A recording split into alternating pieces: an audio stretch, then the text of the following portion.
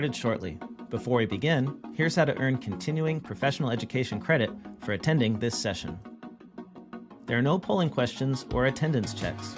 Instead, you will demonstrate your knowledge by taking a brief multiple-choice quiz using the Earmark app. Visit earmark.app in your web browser. You can also download the mobile app by scanning the QR code on the screen. Log in, or if you're new, create your free account. Be sure to use a valid email address because that's where we'll send your course completion certificates. From the home screen, scroll down to find the course. You can also tap the magnifying glass icon to search for the course. Tap on the course artwork, then the Enroll button. On the Course tab, you'll find the recording and quiz questions. Complete the quiz to earn your CPE certificate. It takes us a few days to create the course on the app, so if you are attending this session live, please wait a few days. We'll email you a link to the course when it is ready. If you have questions or need help, email us at support@earmarkcpe.com. And now, on to the event.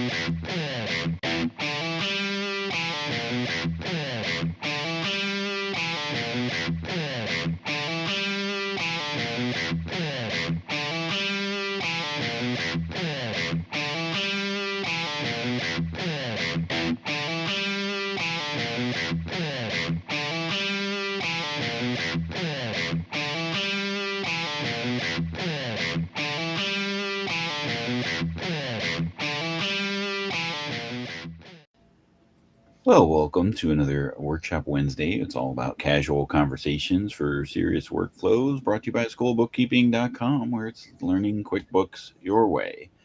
Today, oh my goodness, this is just a horrible experience. I'm sorry. Why? What's happening? Well, I scheduled the session for midnight. Whoops. I'm in a different time zone. And when I scheduled it, which is normally at 1 p.m. Eastern time, so that I don't have this problem. But for some reason, I must have scheduled it for 1 a.m. And so I got an email. I don't like to travel out of my time zone. Yeah. I got an email. I was looking at my email this morning, and it was like, your event is about to go live. I'm like, what do you mean it's about to go? So I had to change the scheduled time, and I appreciate that the people that are watching are adjusting. But I was, during the little intro video, I was looking for the Facebook feed to show up in my page so I could send it to the Facebook group that we have, and it's not there. And then I noticed that I didn't enable that channel. But it was on my calendar at the right time. I don't know how that happened. Because it's your link that goes on my calendar, so I don't know what you did. But I like your glasses. Thank you. Maybe I'm just a little bit too hippie of when I did all this. So no, I like them. They're cool. Yes. So, they're pair eyewear, so I can actually remove them. So. Oh, yeah, so cool. I can be serious Dan, fun Dan. John is asking, where are you? Where on earth are you? Yes, I am outside of Chicago. This weekend, my wife, after her surgery, she is going to be doing a 5K. Wow. It's a walking thing, but she had her ankle fused a little bit over a year ago. So this is a big thing. So the group that she's involved with, they have meetups, and one happened to be in Chicago area. So this weekend we're going to be heading into Chicago to do that. It'd be really cool. Cool. Well, that's how I don't have a fused ankle, and that's how I would do it. So, Well, there we go. So today, now that we've got all of our unpleasantries taken care of, or formalities, and again, appreciate you all joining us here today. And Rachel, it's good to see you. Today, we're going to be talking about some new updates with QuickBooks Online Accountant. Now, we have a course on School of Bookkeeping all about. I'm going to put the QR code here in case you want to get it, check it out. But I'm going to share my screen here. We've already got this course available in School of Bookkeeping. You can check it out for a 30-day free trial. But it's all about, what is QuickBooks Online Accountant? How do you manage clients, the team?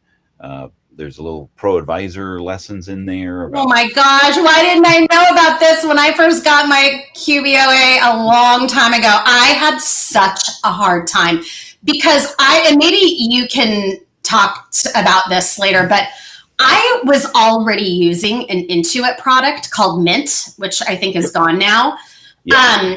And so when I first got QBOA, it was like, you can log in using your Intuit account, but I don't think that meant for the accountant version. I think that meant for if you were just like a regular user, you could log into some of their other products using that same login. And I think it derailed me for 2 years. I had problems for a really, really long time. So I'm telling you, this is, if anybody's new to getting QuickBooks Online Accountant, and maybe you can even describe what that is, please take this course. Yeah, so this is again the fundamentals of QuickBooks Online Accountant, or QBOA, as we we abbreviated it, but now that there's QuickBooks Online Advanced, there is a second QBOA out there. So we want to be specific what we're talking about when we talk about QBOA. I always get a little sidetracked because the first time that it was launched in 2013, we have these water cooler discussions at Intuit, and somebody called in and was like, "Tell me about this QBOA." What is this QBOA all about? I was like, it's going to suck the life out of you. No. But in this course, we have all the accounting tools that you have, like the prep for taxes, the reclassify transactions, void deleted, so those are already there. So today, what we're actually going to be talking about is some of the new enhancements that Intuit has rolled out, that just for accountants or the QuickBooks Online Accounting. And to answer your question is, what is QBOA, right? It is an online accountant portal, right? So that you can, as a bookkeeper, a pro advisor, or an accounting professional that has QuickBooks Online clients, you can use that as your launch pad to be able to access your QuickBooks Online clients, but also manage your own books and firm in that as well, because Intuit was nice enough to provide accountants with a free QuickBooks Online Advanced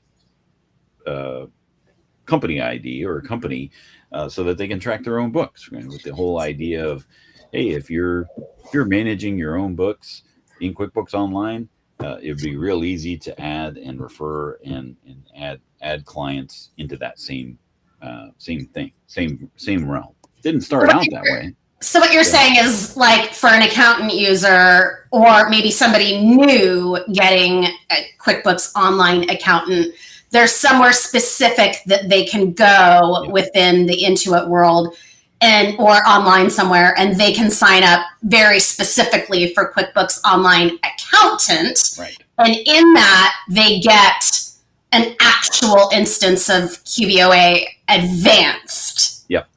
That they don't have to pay for. Right. Yeah. Yay! Well, I mean, I that was a rhetorical question. I already used mine, but Right. and I have to say, I love it. I love using Advanced as my accountant portal. It's great, and I have been so busy lately that I haven't really had a chance to poke around some of the newer features. So I'm really excited to hear. So, and there's, links and lessons on how to sign up and do those things.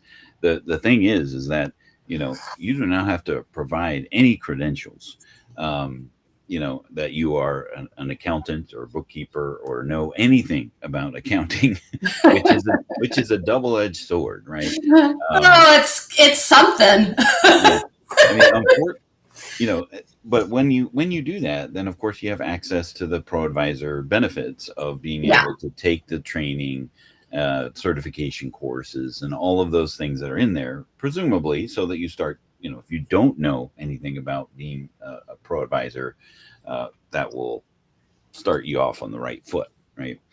Yeah, and it gives you access to Intuit's learning center, where you can essentially take all kinds of courses, and even there's a lot more now than when I first started 6 years ago. There are even courses on tax, beginning, fundamentals. There's all kinds of stuff in there that they provide. It's really neat as part of that. Or actually, sorry, do you have to become a pro advisor before you get access to those trainings or tutorials, or does your QBOA accountant give you access to that? Yeah, they front load that information. So, you just need to be able to sign in order to get into the portal, and you will have access to, all of the trainings that are available to you as an online pro advisor.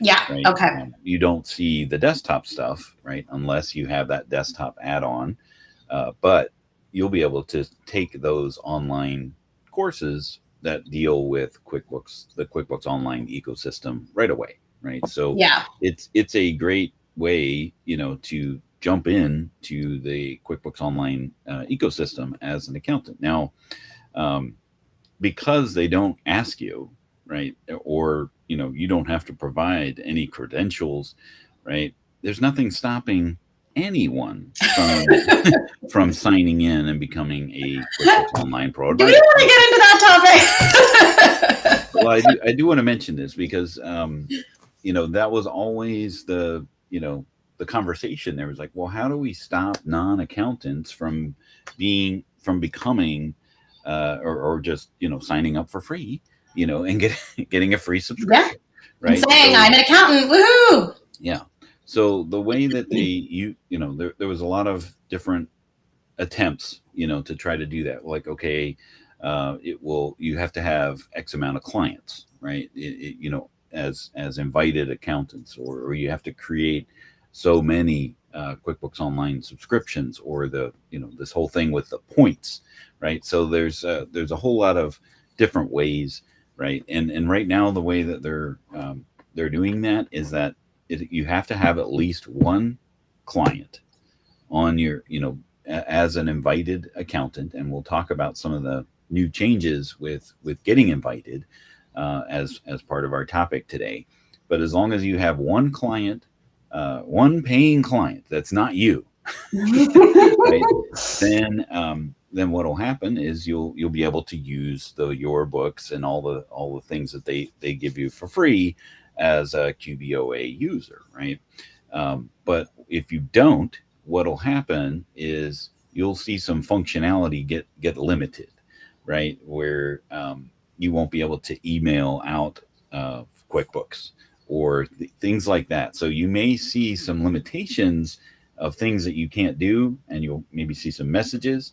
But that, once you have a paid client on your firm, then you'll be able to, unlock all of that.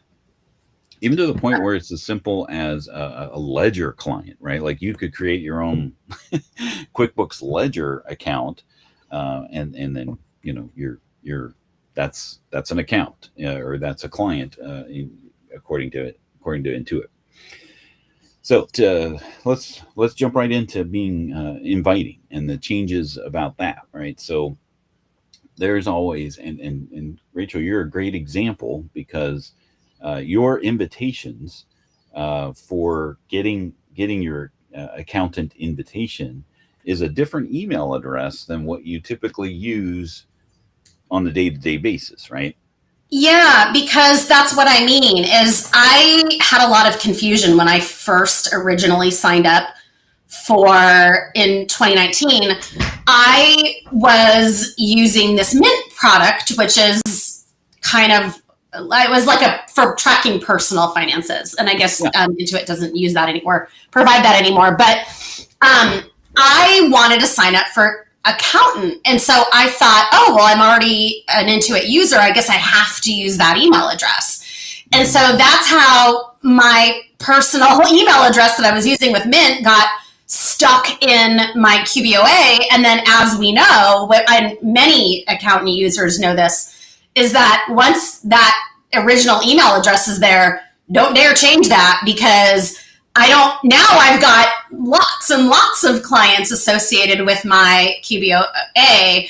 And so I didn't want to get rid of that email address. You showed me how to create basically a dummy login that, because what happened was as clients were trying to send invites to that original email address, and I think something got messed up along the way, and it took me a really long time to get this all sorted out with all of the Intuit products because I was using many of them, and man, it was fun. And I mean, the opposite, but we ended up getting it worked out. But yeah, now there's a few different, workarounds that you can kind of do. And man, you really know all of those, but you can have a potential client invite you to basically a dummy email address that's associated with your email account. I mean, your Intuit account. And then that I've been doing that for a couple of years now. That works perfectly. Yeah. So what Rachel is referring to is that, depending on how long you've been using, QuickBooks Online Accountant and how long you've been using Intuit products, you can certainly have crisscrossing of Intuit logins and who needs to be invited and how you need to be invited and team members and those sorts of things. Because, back in 2013, when QBOA was originally first launched, there was no team. I mean, there wasn't a team member and those types of concepts, right? Gotcha. So the growth of QuickBooks Online Accountant and the firms that are using it and the access has kind of gotten us to where we are today. And along the way, they've tried various different things. And, we talk about it a little bit in the course about being a lead accountant and a team member and what access that you have available. So in the grand scheme of things, right, when your client who is not your client, you talk to them, you're now, okay, I'm going to need to access your books as part of your engagement to either do a diagnostic or we're going to set up your company because it's a mess or whatever. They have to invite you, right? Yes. That invitation ultimately goes to someone at your firm, at your team. It could be you. It could be you as the primary admin. It could be one of your team members, but they become what's called the lead accountant. And then they get a designation as just for that client interaction, as they're the lead person, they're the lead contact inside of your books, right? And then in order for that client to be deleted, someone with access, typically the lead accountant, would be able to delete them, right? Or they're just designated, right? The challenge that comes up is, well, who do you invite, right? Because in your case, info at net deposited is main email address that you want all of your invitations to come to, but that could be, because if they send an email to Rachel at netdeposited.com, then things are going to get off the rails. Yeah. So, and it's really weird because there was an issue with me not getting the invites even, but now I seem to be getting them all over the place. Why can't they just be consistent? If it's not going to work, just keep it not working. So now enter today, right? The ability for clients to invite your firm and not invite a user. Oh, I like that. Yeah. So I was playing around with it today to prepare for, this sort of thing, and, created a scribe to kind of, boil things down here. So now, and this presumably, right? Of course, there's going to be some confusion about the new way to do things, right? Yeah, and is it only in new subscriptions? No. Well, I'm gonna look at it right now. I don't know. Right. So I've got it here. So let me go ahead and share. Yeah, I want to see. Okay, play put my glasses along here. See anything? Right.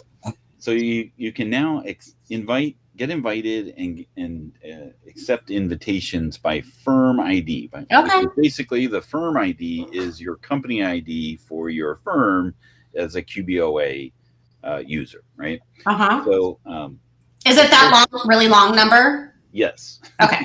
So why can't I make this bigger? Because I'm not on the right monitor. There we go. There we go. So this first screen is what the client would do, right? So they would go to the gear and then click manage users, right, to get to see that. And then this is when I walk people through inviting accountant users, they never see this accounting firms. Never. Never. It's driving me crazy. Because they'll just be here on the okay, well, I'll click on invite user. Yeah, I get that all the time, and then I have to explain to them that's useless. That is the caveat here, and I'll make this shareable so that people could send this to their clients.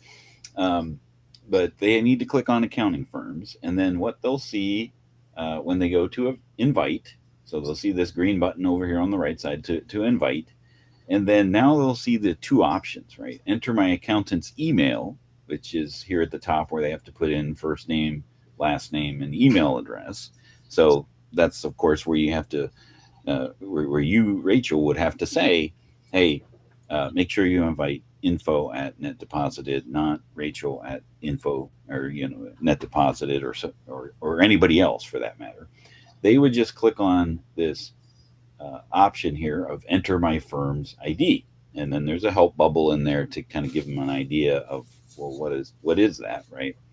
So then you would just enter the firm ID of the accounting firm that you wish to invite. And then for, if they didn't provide it to you, like if the accountant didn't provide it to you, I provided a link of how to get that, right? And then once you paste it in there, I got to update this screenshot because it's not really much to look at.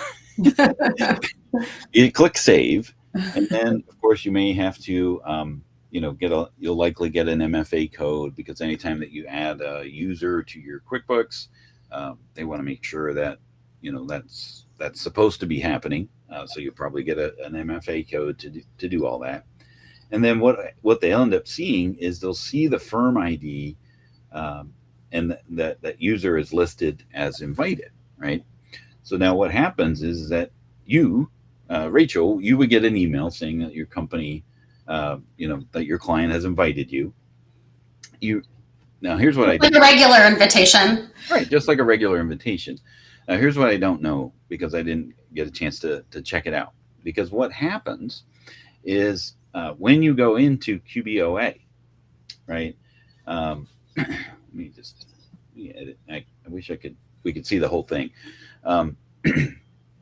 You'll see, okay, so right now you'll see this client list and client invitations in your QBOA, Yeah. when you click on client invitations, you'll see this list right here, right? And it'll say pending. So you don't have to like go through this whole gyration of making sure you're accepting it with the right email address and those types of things. Because Yeah. it should. Here's the, Or all the browser issues that come along with the email invitation, and yeah. Exactly. Oh, that's cool. Here's what should happen, right? You should be able to just see the invitation in the firm, Yeah. right? And then all you have to do over here is just click on the little actions buttons of accept inside your QBOA. So you don't have to, go through this whole accept the invitation process. Yeah, yeah. Now, does it say, right? Sorry to interrupt you, but does it say, oh, never mind. I was just going to say, is there an expiration? But I can see it.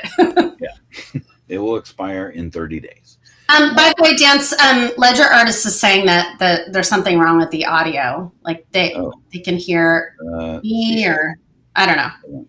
And not you, or you and not me. I don't know. Rachel, I can't hear Dan. Okay, so let me see here. I do have the ability to. Is it because I'm yelling?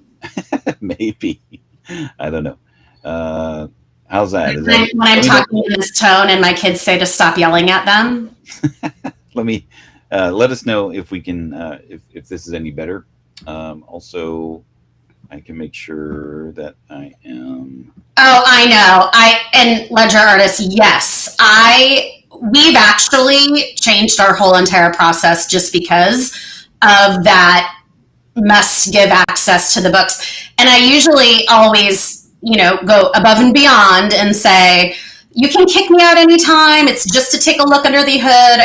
I'm really unable to give a quote, even for cleanup work, unless I'm invited in there. And, even sign an NDA and all kinds of different things. But we've completely changed. Oh, Jamie's here. Because of Jamie, we've changed due to a really great suggestion from her that we got from Scaling New Heights. We're kind of changing our whole thing just so they don't have to invite us in sort of sight unseen or unknown, because I get it. I mean, it's a little dodgy. Here you go, stranger, go in and look at my private financial information, because you don't even know if somebody is competent. You know what I mean? Right. Yeah, that's a great point. And there's always there's potentially that friction.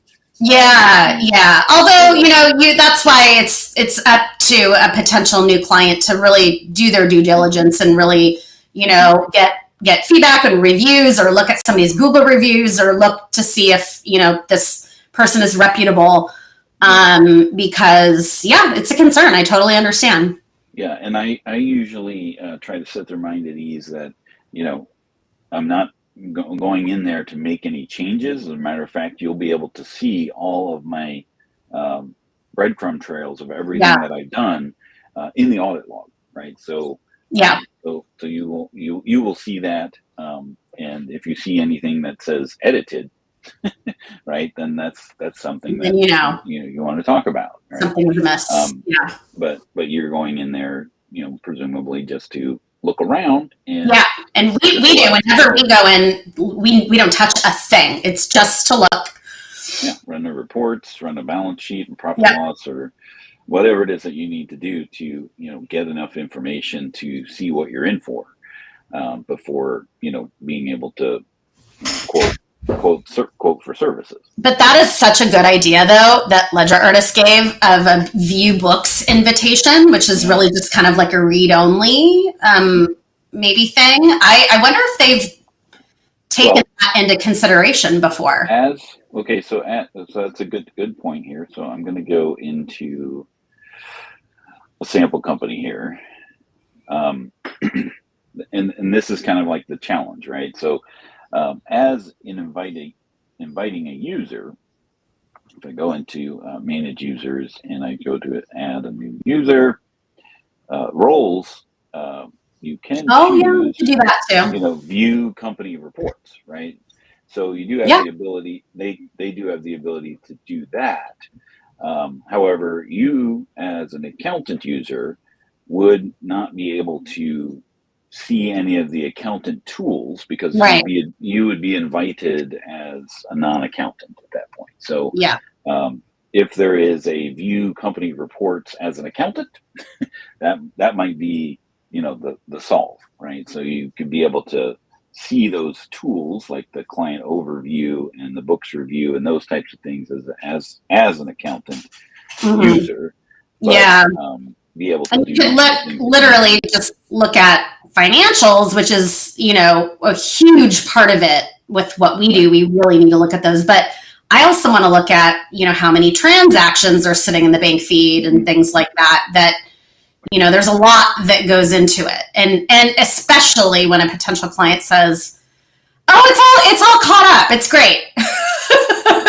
It's fine. Right, Jamie? Exactly. Yeah, we're like, So, I'll be the judge of that. so if you want to provide your potential client with your company ID, if you go into clients on the left side and click on client invitations, your firm ID is going to be listed there. Oh. And they give you an option to copy it, right? So you can copy and paste it into an email and say, hey, this is how you do this. Invite me to this firm ID, and then you'll be able to then process that, but just by clicking on accept. I'm doing it that way from now on. That's taking that on.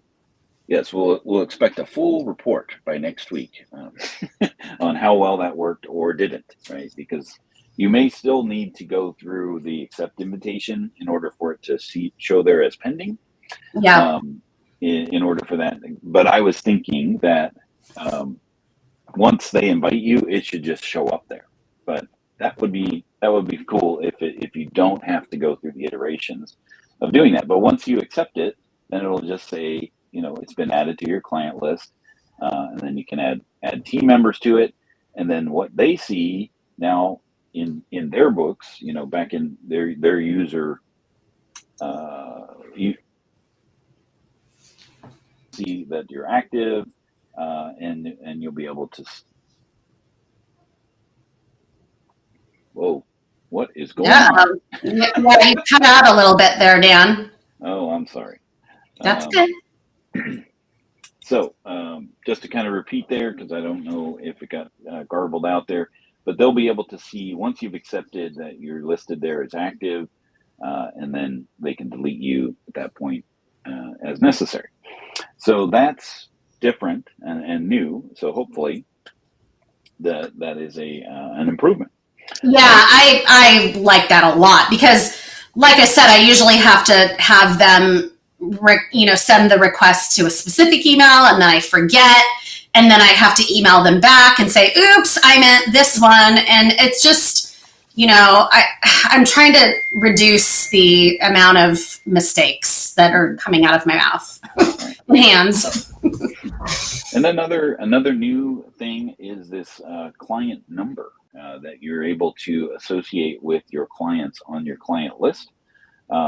I was thinking, and I thought it would be in the client in your books, right? You'd have a field somewhere to be able to. I gotta find one. I'm editing these sample companies here. If I go in and edit the customer in here, I thought there would be a field called client ID, but oh no. So what does that client? What does that client number field mean? Can you make it mean anything you want? You can, but in your client list, so there's a difference between the client list. So everything that's up above here in your practice and what's down here in your books is kind of separate, right? So the only thing that links between the two is your client list and your customer list in your books. So they added this ability to create a client number, but it doesn't go into your books at all. Right? So it's not for the purpose of that little chart right there. Exactly. So did you just type right in that client number field? Is that what you do? Oh, no. So you would. So if I'm going to edit a client, right? So if I just go ahead and edit this client here for Al's Liquor Store, I now have a field in here for Oh, client yeah. Okay. right? And you can do that as you're creating creating the customer or creating the subscription, or after the fact, after you've accepted the invitation. If you want to have your own numbering system in your firm or practice, to be able to see that here. Now, Well, I know Al's liquor store is definitely not in Michigan because they don't say liquor store here; they say party store. Party. Al's got to be in a state where they say liquor store. And then there is this beta test that's going on, where you can streamline your client list, which doesn't have the ability to show that client ID. Oh, that's weird. So you have to be on the old unstreamlined or the non-beta in order to see. You would click on the customized columns, and lo and behold, you have one more column that you can see. Oh, okay. Well, I mean, a side note to that too is that we've recently learned a couple different firms that we've learned of a couple different firms that have, with glitches, I don't know how or why, they've lost all of their clients connected to their QBOA. So in order to rectify that, you'd want to know the client ID of all of your associated clients. And we actually got all of those and stored them in a separate spreadsheet. But, well, hold on, wait a second. If we didn't have access to any of our clients anymore, what would be the whole point of listing them in that client number? You'd want them saved outside of QBO, right? Yeah, this is just for client number, for your own numbering system. You have an account number that you. Oh, your own number. That's what I was asking. Sorry. Yeah. I see what you're saying. Okay. So you're not obligated to just use their client ID. Yeah. That's not what that field is for. Yeah. It's for an internal. Okay. Right. It's not the company ID from Intuit. It is the firm ID, like we were talking about with the invitation. This is just something that you want to call your customer. Gotcha. Account number, right? So if somebody, and this is sortable, right? So if you want to sort by client number on this client list, you can. But from what I've seen so far, this is the only place you'll see it. Yeah, so it's not like you can tie it to like if you were using some timesheet app. Yeah. And you were creating some connection using a client number. But but what I was saying though is, just as an aside, it is helpful to know or keep a list of all of your clients' specific client ID. That Malong number. What's it called? Their Intuit ID, or their company file ID, or whatever it's called. Yeah. Just in case. Just in case, yes. You certainly can put it in there. Yeah. But of course, But if your QuickBooks crashes and all of a sudden they're not attached anymore, then that doesn't do anything. That doesn't help. Exactly. Yeah. All right. So let me just make sure so this is the custom client IDs that we were talking about. We've talked about the invitation process. And we've talked about the existing course that we have here. Is there any questions that you have, Rachel, that you've seen in QBOA that you want to talk about? No. I like any advancements to QBOA. It's the one thing that I don't love as much is when they make the changes visually, like with the new bank feed, where it used to be like the same font size for the dollar amount on top and the dollar amount on bottom. And now with the font size big on top and little on the bottom, my eyes don't see the two comparisons as well. And that's more of the stuff that I take issue with, because I want to be able to see things more clearly. But if they're adding features like this, please, by all means. Right. Now, what I would love to see is, this client number show up as a field inside the customer. Inside of your books, right? Which, that's one of the things for a lot of customers or a lot of businesses that are out there, they track their customers by number. Right? Yeah, and if they're There's using no, a time tracking app, that would be also very helpful to do that as well. yeah, and if you use that as the display name, that number, then that will then show up here on the client contact information. So now you don't know the name of the customer, right, by looking at it. So it's a catch-22. Like, you can't use it for the But you display could name. that would be a good idea though, if like, let's say you have sensitive clients or you have famous clients or something like that. And like, you can number them 1, 2, 3, 4, 5. And then like, if you've got internal people that are working on some things, maybe they don't even see the name of the actual client. They're just seeing a code number. Exactly.